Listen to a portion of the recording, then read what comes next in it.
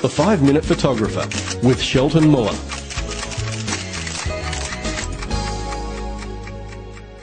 A common misconception in photography is that if the subject is dynamic, the photograph will be dynamic, but that is not true. In fact, some of the most successful photography is when we take ordinary, everyday things, and through composition, we turn those ordinary, everyday things into interesting, successful, and dynamic images.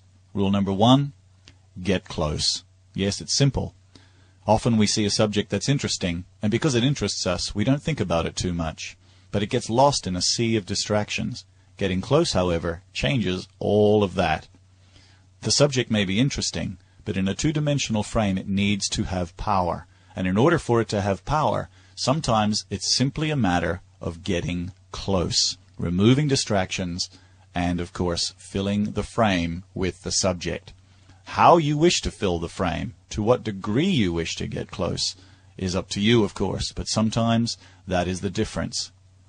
Another problem, often seen in photographs of people particularly, is a lot of negative space through the placement of the face in the center of the frame. Again, the act of getting close and placing the face in the top third changes all of that. That simple rule, getting close and filling the frame, is one very quick way to change your photographs, as is the rule of thirds. The rule of thirds simply means that we divide our frame up into equal horizontal and vertical thirds, and where those vertical and horizontal thirds intersect, we place our subject. That can be a very powerful way of taking something weak and making it powerful in the frame.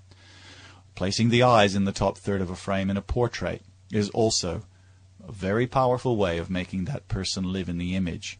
If you can combine vertical and horizontal thirds, such as we do here with this gaucho cowboy in the horizon, or just simply placing a horizon in the top third or bottom third of a frame, you compose more successfully. Something small placed where the thirds intersect is a very powerful way of making it the subject. Leading lines are very important too, and they can be quite obvious sometimes, such as in the case of this firefighter. The hoses lead you straight to him.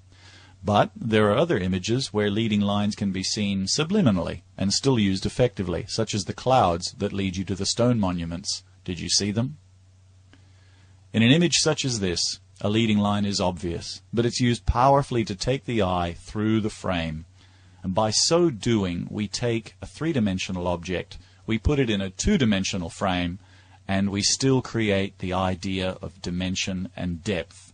Leading lines can be objects.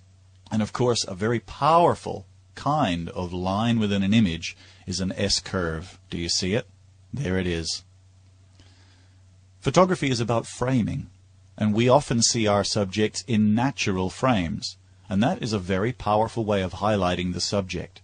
Placing your subject within a frame, within its environment, makes it powerful indeed. So if you see them, use them. Patterns also are very interesting to the human eye.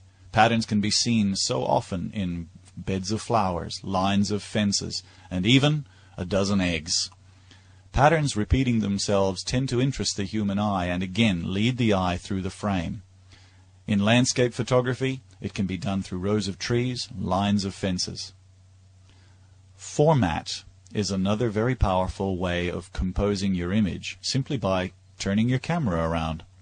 Because the cameras are designed often to be held horizontally, we don't think of turning them vertically, but when we do, changes can be made to our photographs that are quite interesting. We can usually think of a landscape in terms of horizontal composition. But what happens if we turn the camera sideways? It's a simple act, but it can dynamically change how your photograph is seen. It can completely alter the way the power shifts within the image, and it completely alters the nature of the image itself, whether we compose horizontally or vertically. Landscapes, while often photographed horizontally, can be very powerful if taken vertically. Where you place yourself, your viewpoint and perspective can also be very powerful in composition. Seeing the world from a place other than the way other people see it transforms your photography into something interesting. And using combinations of the things that we've talked about in your images make them even more powerful, and soon you'll be composing for dynamic images.